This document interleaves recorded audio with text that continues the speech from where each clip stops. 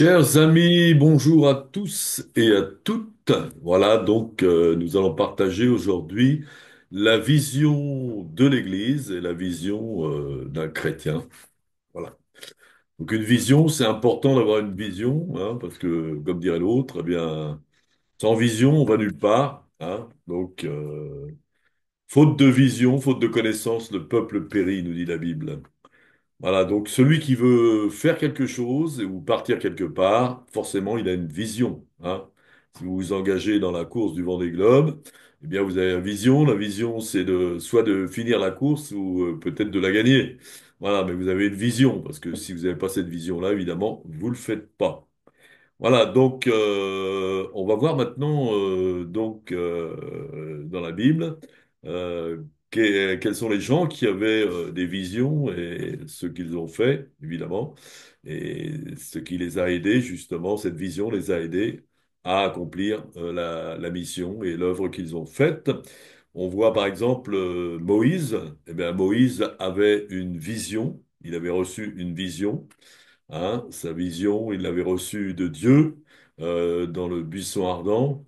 Et puis, c'était quoi? Ben, c'était de libérer les Hébreux de l'Égypte et de les amener dans la terre promise. Donc, un gros travail, hein, parce que les Hébreux, ils étaient nombreux, ils étaient plus de 2 millions, et il fallait les emmener et les retirer des griffes du Pharaon, des mains de l'Égypte, et les amener dans la terre promise. Voilà.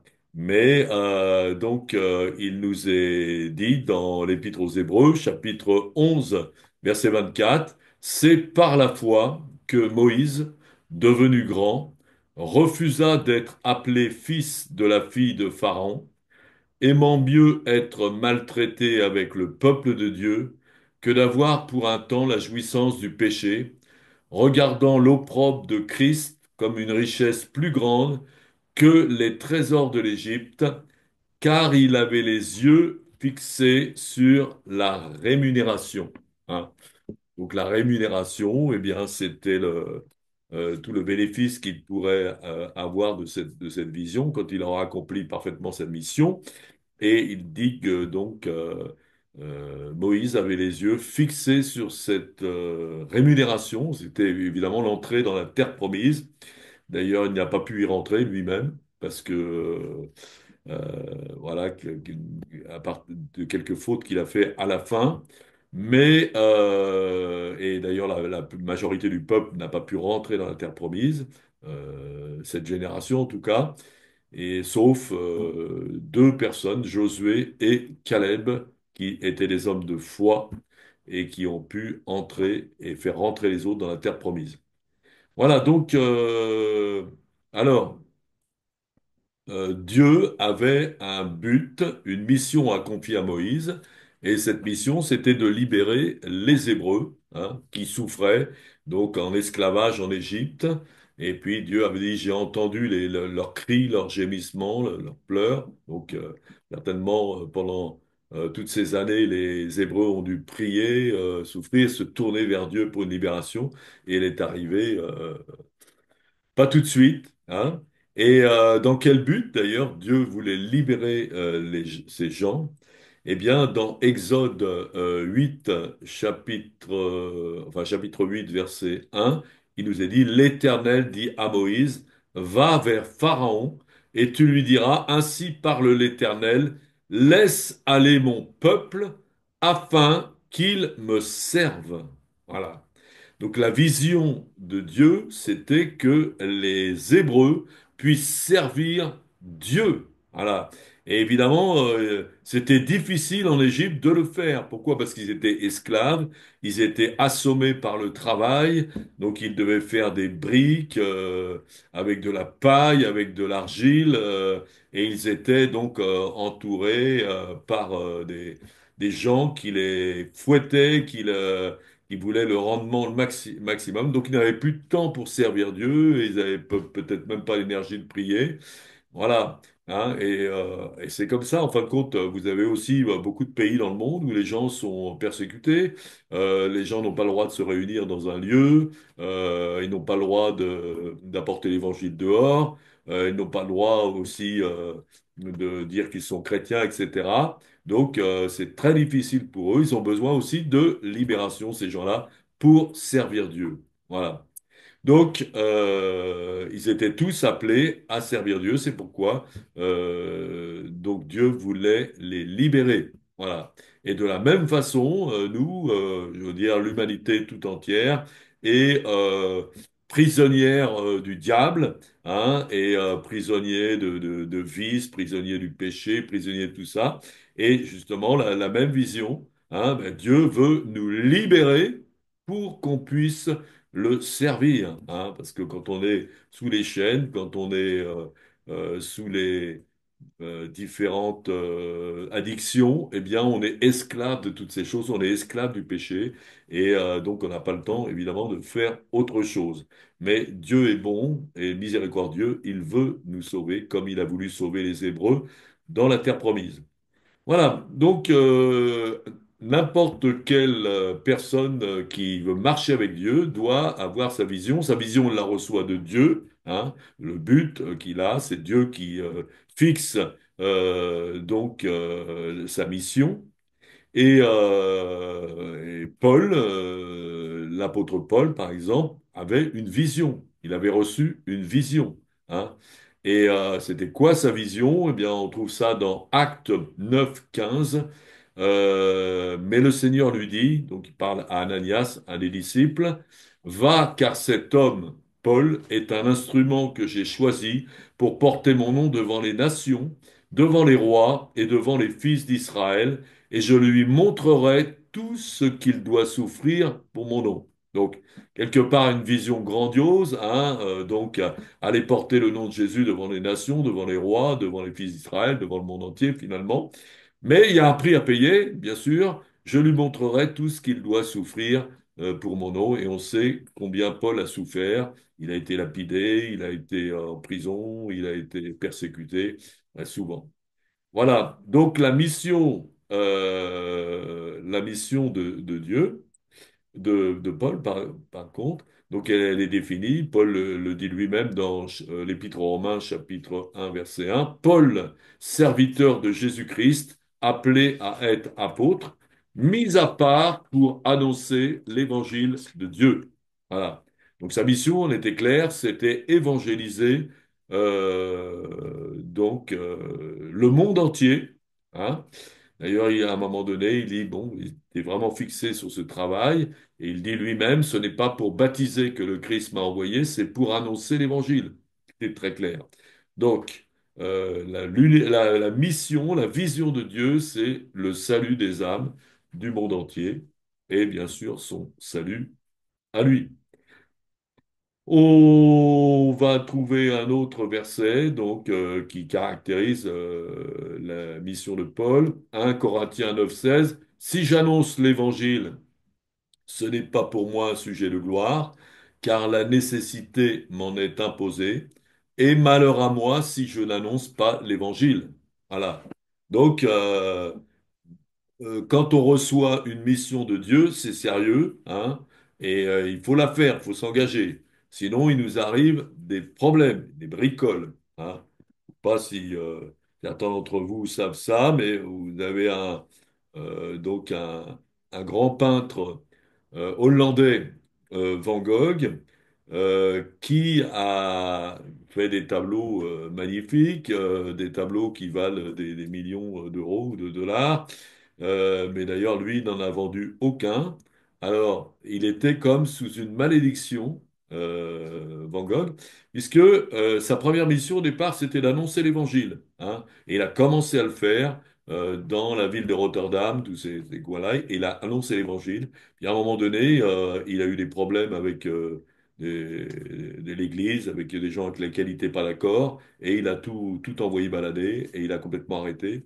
Et à partir de ce moment-là, sa vie est devenue très très difficile, comme on le sait, et je crois qu'il finira même mal. Voilà donc ce que annonce Paul, qui dit malheur à moi si je n'annonce pas l'évangile, hein. Donc on annonce l'évangile, c'est une mission de Dieu, on la prend au sérieux, on l'a fait, hein. Et donc on va parler d'un autre aspect aussi du ministère de Paul, 1 Corinthiens 3:10.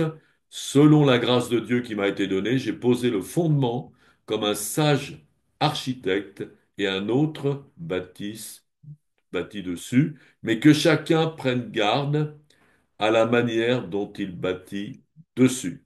Voilà, le fondement, hein, comme il dit lui-même aussi. Le fondement, c'est quoi? Ben, le fondement, c'est Jésus. C'est annoncer l'évangile de Jésus. Ça, c'est le fondement. Ça commence comme ça, l'Église. Hein, on commence par annoncer Jésus-Christ. Et les gens, après, croient, et puis, donc, ils se convertissent, et ça forme l'Église. Le fondement, c'est Jésus-Christ. Donc, poser le fondement de l'Église, c'est annoncer l'Évangile, hein. Et puis ensuite, on nous dit que ben, Jésus utilisera d'autres personnes pour bâtir son Église, parce que c'est lui le chef, c'est lui qui commande. Finalement, c'est lui qui bâtit son Église comme il veut, c'est pas les hommes. Quand les hommes baptisent l'Église, c'est catastrophique. Bon, on voit ce que ça a donné depuis des siècles. Mais c'est toujours Dieu qui doit bâtir son Église. Alors, ça, c'était donc la vision de Paul, et on va voir, c'est la vision, quelque part, de n'importe quel disciple, n'importe quelle personne qui veut suivre Jésus. On va lire un autre texte pour voir justement Jésus va nous confier sa vision en fin de compte. Et quelle était la vision de Jésus? Jésus s'est fait homme, hein, donc il était soumis à son Père et il devait recevoir. Il faisait pas ce qu'il voulait, mais il faisait la volonté du Père. Donc il a voulu recevoir. Il fallait qu'il reçoive la volonté du Père pour savoir qu'est-ce qu'il allait faire sur cette terre pendant ses 3 ans de ministère. Eh bien, on trouve le texte dans le livre d'Ésaïe, chapitre 61, à partir du verset 1, on va lire jusqu'au verset 3. Donc, l'Esprit, c'est Jésus qui parle, hein, il lit ce texte aussi quand il est dans la synagogue de Nazareth. L'Esprit du Seigneur l'Éternel est sur moi, car l'Éternel m'a oint pour porter de bonnes nouvelles aux malheureux. Il m'a envoyé pour guérir ceux qui ont le cœur brisé, pour proclamer aux captifs la liberté et aux prisonniers la délivrance, pour publier une année de grâce de l'Éternel et un jour de vengeance de notre Dieu, pour consoler tous les affligés, pour accorder aux affligés de Sion pour leur donner un diadème au lieu de la cendre, une huile de joie au lieu du deuil, un vêtement de louange au lieu d'un esprit abattu, afin qu'on les appelle des térébintes de la justice, une plantation de l'Éternel pour servir à sa gloire. Donc, à la suite, au verset 16, il parle justement de ceux qui vont croire et qui vont suivre Jésus, accepter cette mission. Il dit, mais vous, on vous appellera sacrificateur de l'Éternel, on vous nommera serviteur de notre Dieu. Voilà. De la même façon, donc, Dieu envoie Jésus pour libérer les prisonniers, hein, ceux qui sont malades, les guérir, ceux qui sont prisonniers du péché, des addictions, les libérer, voilà, pour consoler ceux qui sont les affligés, voilà, pour les mettre au contraire dans la joie. Donc, c'est une bonne nouvelle que Jésus annonce aux malheureux, aux pauvres, hein. Il dit la bonne nouvelle est annoncée aux pauvres.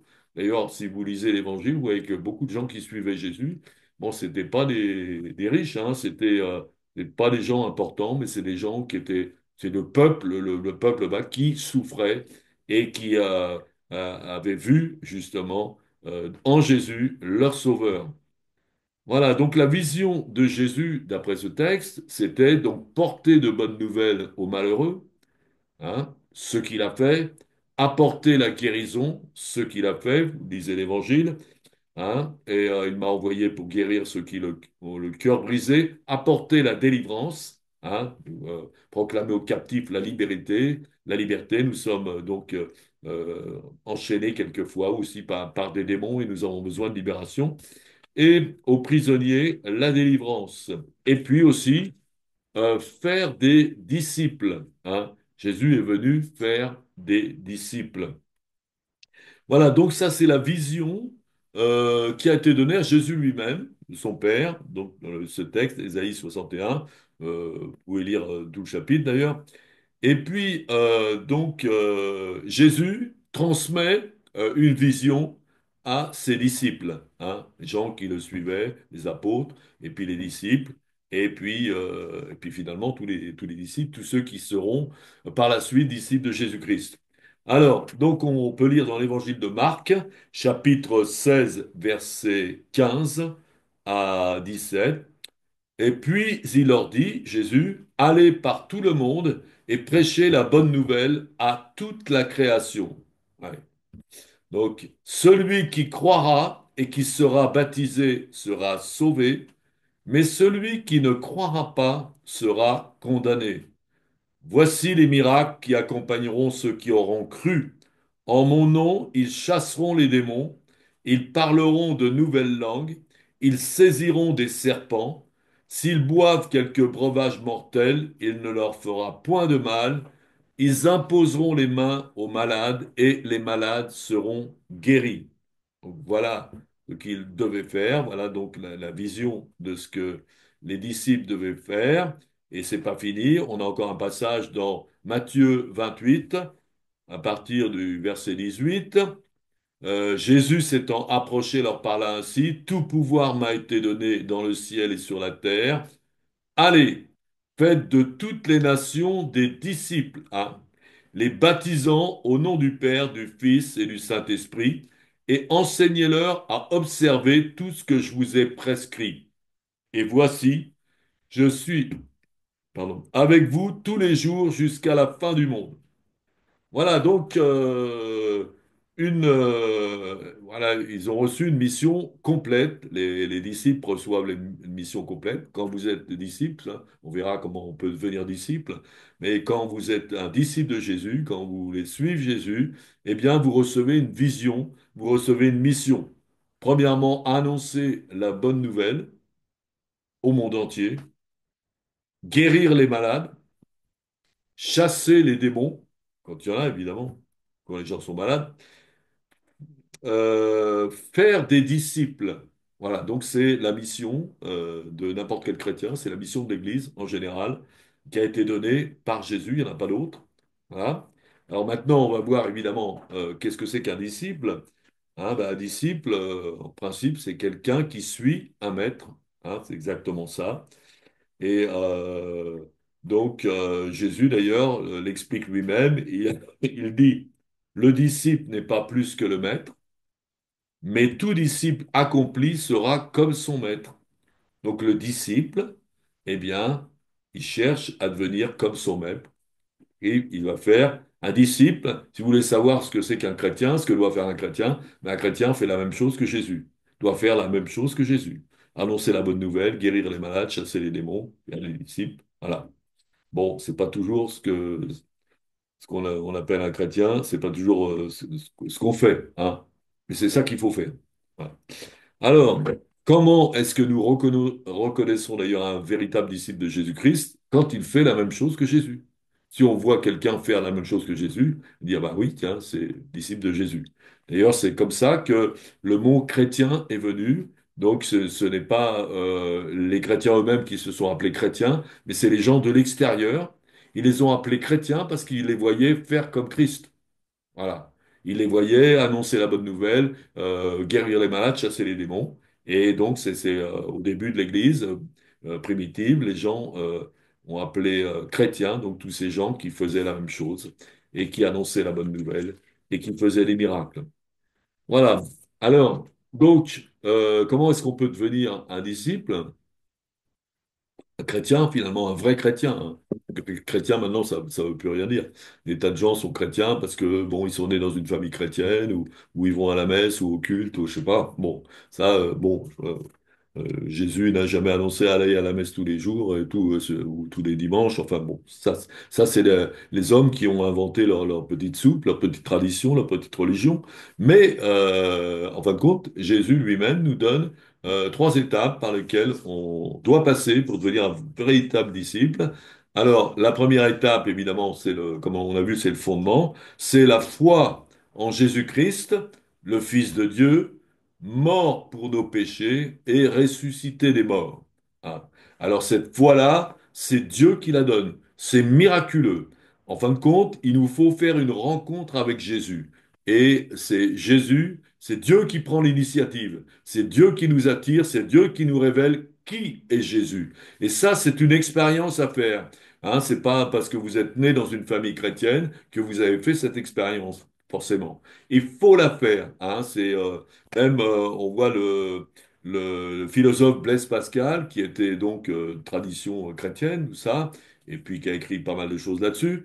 Mais à un moment donné, il a fait cette expérience, il a fait une rencontre avec Jésus dans une chapelle, une rencontre miraculeuse, et c'est à partir de ce moment-là qu'il est devenu vraiment un vrai chrétien. Alors, donc, ça c'est la première chose, hein, la foi, il faut recevoir, faire une rencontre avec Jésus, recevoir la révélation de Jésus, Fils de Dieu, mort pour nos péchés, ressuscité les morts. Ensuite, Jésus nous dit, après Jésus est le Sauveur, c'est lui qui nous sauve de nos péchés et de ses conséquences éternelles. Voilà. Donc nous sommes tous des pécheurs, à cause du péché. Hein, bon, des fois on demande pardon, mais on recommence tout le temps parce que c'est la nature humaine. On est disqualifiés, on est tous disqualifiés pour le paradis à cause de nos péchés, et donc on est tous bons pour le châtiment éternel. Mais Dieu merci, Dieu est bon, et Dieu nous aime, et prouve son amour pour nous en envoyant sur la terre un homme juste, un seul, son Fils unique Jésus, qui est né déjà miraculeusement comme lui, qui était avec lui dès le départ, qui a créé le monde avec lui, qui s'est fait un simple homme, qui a marché sans jamais faire de péché. C'est lui l'innocent, c'est nous les coupables, mais c'est lui qui monte volontairement sur la croix pour recevoir la condamnation qu'on mérite tous à cause de nos péchés. Et c'est lui qui est ressuscité. Dans ce Jésus-là qu'il faut croire. Voilà, donc c'est la première chose. Et ensuite, quand on a cru, hein, parce que Jésus est le Sauveur, il nous sauve du péché et de ses conséquences éternelles, mais ensuite, il faut s'engager. Jésus est le Sauveur, il est aussi le Seigneur. Après, il faut lui obéir. On peut voir le royaume de Dieu en rencontrant Jésus, mais après, il faut rentrer dans le royaume de Dieu. Comment on y rentre? Eh bien, on y rentre déjà par le baptême d'eau, hein, le baptême d'eau qui est un engagement à suivre Jésus. Voilà. Donc, ce baptême, le baptême symbolise que, en fin de compte, on a été notre homme pécheur a été crucifié.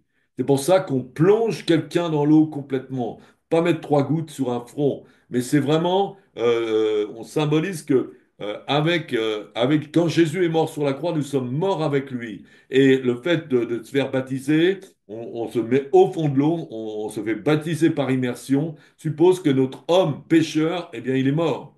Et nous ressortons de l'eau en union avec le Christ ressuscité. Voilà, mais évidemment, il faut croire que Jésus est ressuscité et pour nous donner justement une vie nouvelle, pour permettre qu'on soit complètement libéré et qu'on serve Dieu et qu'on devienne un véritable disciple de Jésus-Christ. Voilà le baptême d'eau. Il manque encore une chose, c'est le baptême du Saint-Esprit. Hein.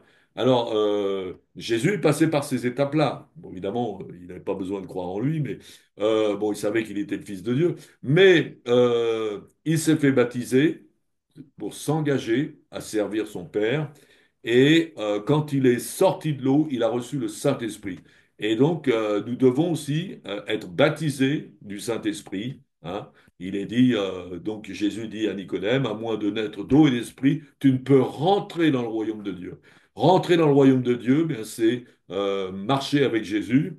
Et donc, il faut recevoir ce baptême du Saint-Esprit. Et quand Jésus a reçu le Saint-Esprit, eh bien, tout de suite après, il a été guidé, dirigé. Le Saint-Esprit, il est là, il vient en nous, et c'est comme un GPS pour nous conduire, pour nous diriger, pour que nous puissions faire la volonté de Dieu, la connaître et le faire, et recevoir la puissance aussi pour la faire. Parce qu'il ne suffit pas de poser les mains sur un malade, mais il faut que l'onction soit en nous pour que le malade soit guéri.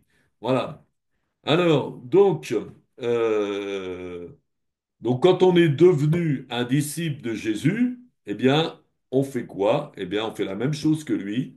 La vision, c'est de faire la même chose que lui. La mission, c'est de faire la même chose que lui. Annoncer la bonne nouvelle, guérir les malades, chasser les démons et faire des disciples de Jésus. Alors, et qui est concerné? Ben, en fin de compte, c'est tous ceux qui croient, tous ceux qui sont passés par ces trois étapes. La foi en Jésus, la nouvelle naissance, le baptême d'eau et le baptême du Saint-Esprit.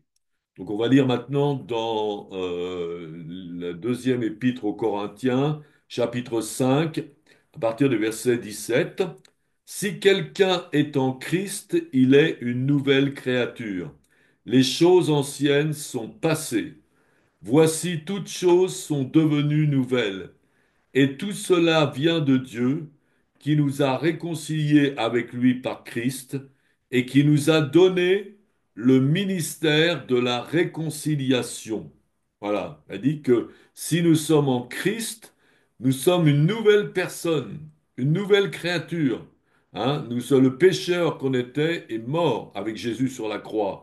Et nous recevons l'Esprit de Dieu en nous. Donc nous avons dans notre cœur l'Esprit de Dieu, nous sommes quelqu'un de nouveau. Les choses anciennes sont passées, elles ont été pardonnées. Toutes les bêtises qu'on a faites, tout le mal qu'on a fait, hein, si on les a confessées, ça a été pardonné. Et toutes choses sont devenues nouvelles. Donc ça, il parle de tous ceux qui croient en Jésus. Hein, tout cela vient de Dieu, pas de nous, qui nous a réconciliés avec lui par Christ. Hein. Dieu et nous n'étions peut-être pas fâchés avec Dieu, mais c'était Dieu qui était fâché avec nous. Il est fâché avec nous à cause de tous nos péchés. Hein. Mais Jésus, il a réglé le problème et nous a réconciliés avec Dieu par Christ. Et il nous a donné en plus, il nous fait un beau cadeau, le ministère de la réconciliation. Celui qui a été réconcilié avec Dieu, eh bien, il est bien placé. Sa mission, sa vision, c'est d'aller réconcilier tous les autres avec Dieu. Tous ceux, euh, tous ceux contre lesquels Dieu est fâché à cause de leurs péchés. Hein. Donc, on va les réconcilier. Donc, c'est pour ça qu'il est dit, euh, il a mis alors, car Dieu était en Christ, réconciliant le monde avec lui-même, n'imputant point aux hommes leurs offenses, et il a mis en nous la parole de la réconciliation.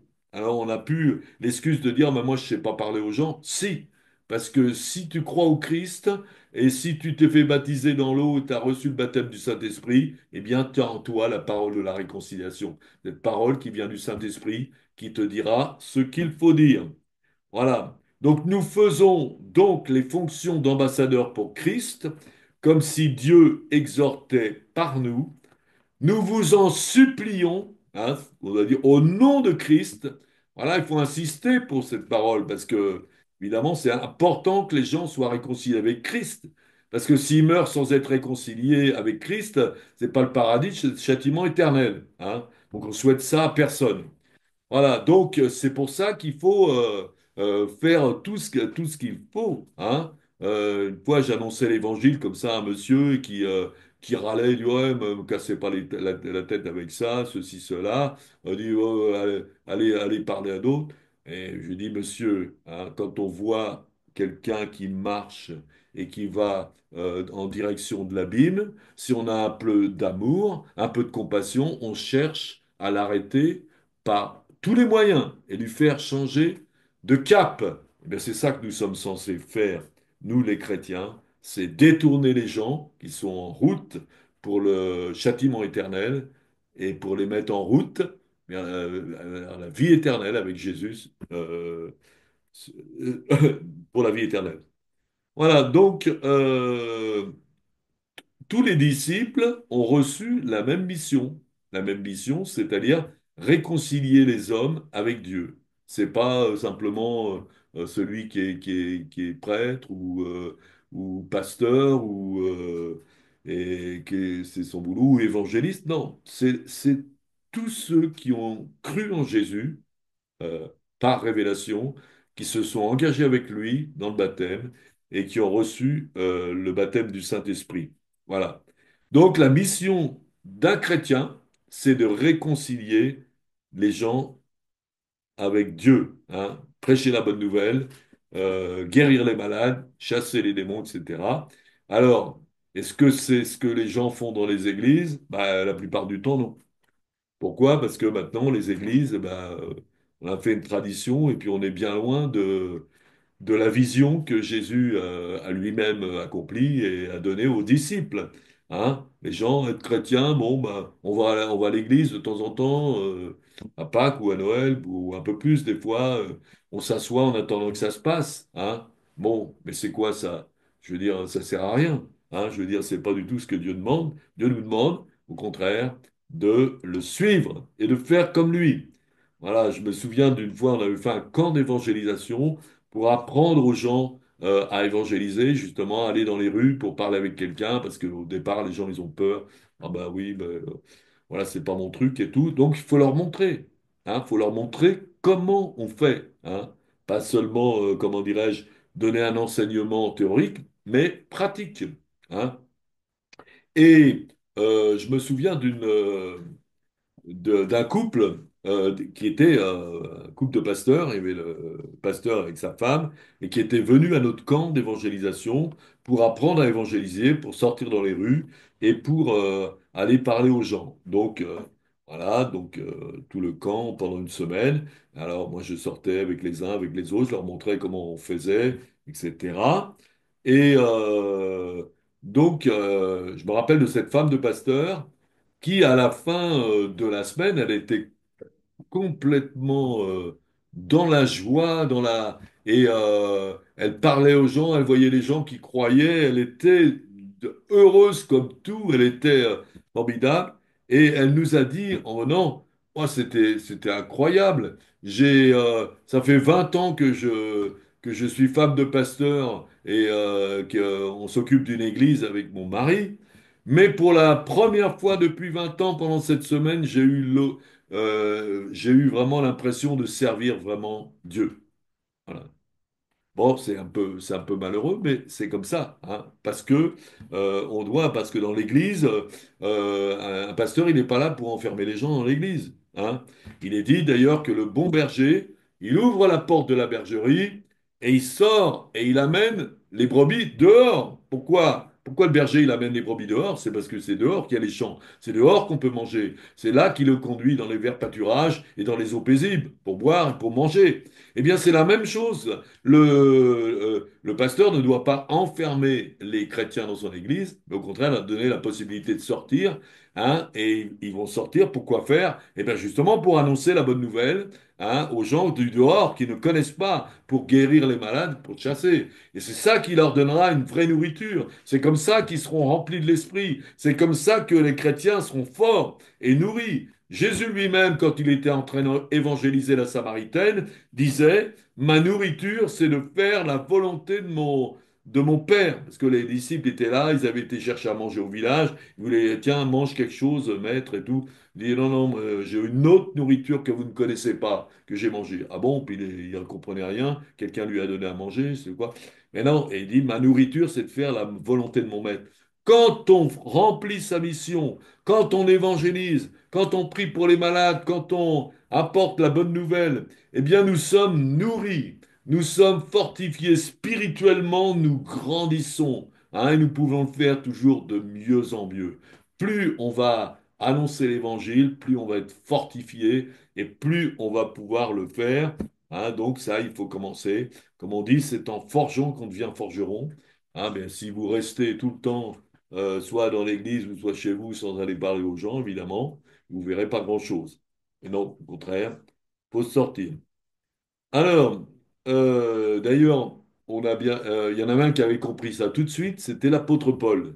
Quand Jésus donc lui est apparu sur le chemin de Damas et tout, donc il était complètement estomaqué. Et puis la première question que Paul a posée à Jésus, que veux-tu que je fasse? Il avait tout compris, hein? Être chrétien, c'est faire quelque chose, c'est remplir sa mission, c'est marcher avec Jésus, c'est faire ce qu'il nous dit, hein? C'est ça. Donc vous avez, d'ailleurs Jésus répond à la question de Paul, je vais t'envoyer quelqu'un, un disciple, et il te dira ce que tu dois faire. Et très rapidement, il se met au travail. Voilà. Parce que bon, Dieu, dans sa parole, nous demande d'annoncer l'évangile. Il y a des gens qui se disent, ah oui, mais moi, j'ai pas eu d'appel comme ça, ceci et cela, hein. Bon, et bah, il suffit de lire la Bible pour voir quel est notre appel. Et puis, en général, comme je le disais tout à l'heure, le pasteur, il fait rarement sortir les gens dehors. Mais qui c'est qui doit faire sortir les gens dehors? Eh bien, c'est l'évangéliste. L'évangéliste, donc il y a un ministère d'évangéliste qui a été donné à certains. C'est bon, tout le monde doit annoncer l'évangile, d'accord, mais à certains est donné un ministère évangile. C'est-à-dire que son rôle est aussi d'annoncer l'évangile dehors, mais aussi de travailler dans l'Église, c'est-à-dire que d'exhorter les gens justement à sortir et à annoncer l'évangile, les former pour ça. Ça, c'est le ministère de l'évangéliste. Et ça, c'est très important, hein, parce que c'est lui qui va pouvoir justement envoyer beaucoup de gens dehors, etc. Bon, moi, j'ai reçu une visitation directement de Dieu pour me montrer justement cette mission d'aller évangéliser le monde entier, mais j'ai été aussi aidé aussi par des évangélistes qui m'ont ouvert les yeux aussi sur certaines choses et qui m'ont permis de m'engager, par exemple, euh, comme pour faire de la radio, hein. Parce que la radio, c'est un moyen qui permet d'annoncer l'évangile à beaucoup de personnes, ce que j'ai fait pendant quelques années. Voilà. Donc, Paul, lui, donc, il s'est converti, il a été à Damas. Le disciple Ananias lui a imposé les mains parce qu'il était devenu aveugle, l'a guéri, l'a baptisé de l'eau et du Saint-Esprit. Et tout de suite, Paul s'est mis au travail. Hein? Je veux dire, si vous avez été baptisé il y a 20 ans, puis vous avez jamais sorti, ben non, c'est tout de suite qu'il faut le faire. Hein?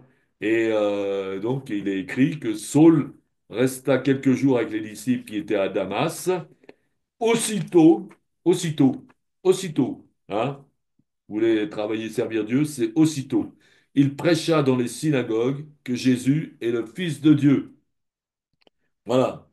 Donc, et il faut démarrer, hein, il faut démarrer. Donc, voilà, l'objectif, la mission, c'est annoncer la bonne nouvelle. Alors, vous pouvez commencer chez vous déjà à prier pour ces gens qui sont autour de vous, hein, que ce soit dans votre famille, dans votre travail, dans votre village, et puis plus loin dans vos régions. On commence par son entourage propre. Et Jésus a dit, vous serez mes témoins à Jérusalem, donc à côté de chez eux, dans toute la Judée, un peu plus loin, dans la Samarie encore plus loin, et jusqu'aux extrémités de la terre. Donc voilà. Donc au départ, on commence à côté de chez nous, et après on va beaucoup plus loin. Donc on prie aussi pour ces gens, et on sort dehors pour aller à leur rencontre et leur parler de Jésus. Hein, on témoigne donc aux personnes qui nous entourent. Hein, on peut leur donner aussi notre témoignage, comment on a rencontré Jésus, comment notre vie a changé, comment on était un pécheur avant, comment on est devenu donc un disciple de Jésus. Voilà, et ça peut donc influencer beaucoup de personnes. Et puis à ce moment-là, eh bien, on prie pour eux, et puis dans des problèmes, on prie pour leurs problèmes, pour que Jésus règle leurs problèmes. S'ils sont malades, on prie pour qu'ils soient guéris. S'ils sont liés par des esprits, on prie pour qu'ils soient délivrés. Voilà. Et puis après, on élargit sa vision. Voilà. Donc nous avons un travail. On peut pas penser qu'il y a des chrétiens qui s'ennuient. Bon, il y en a à faire. Hein. Je veux dire, bon, ben, c'est vrai que si vous allez dans une église et puis vous contentez à vous asseoir sur une chaise et puis attendre que ça se passe, ben, vous aurez l'impression d'être un bon à rien, de servir à rien du tout. Hein. Non, vous pouvez le faire. Vous pouvez le faire. Attendez pas forcément l'autorisation du pasteur ou de quelqu'un. Vous avez l'autorisation de Dieu, la plus haute autorité. Donc, non seulement l'autorisation, pardon, mais la, comment dirais-je, la commande, l'ordre, hein, l'ordre de le faire. C'est un ordre. Hein. Et Dieu, c'est comme on a dit tout à l'heure, malheur à moi si j'annonce pas l'évangile, c'était le cas de Paul. Donc malheur à vous si vous n'annoncez pas l'évangile.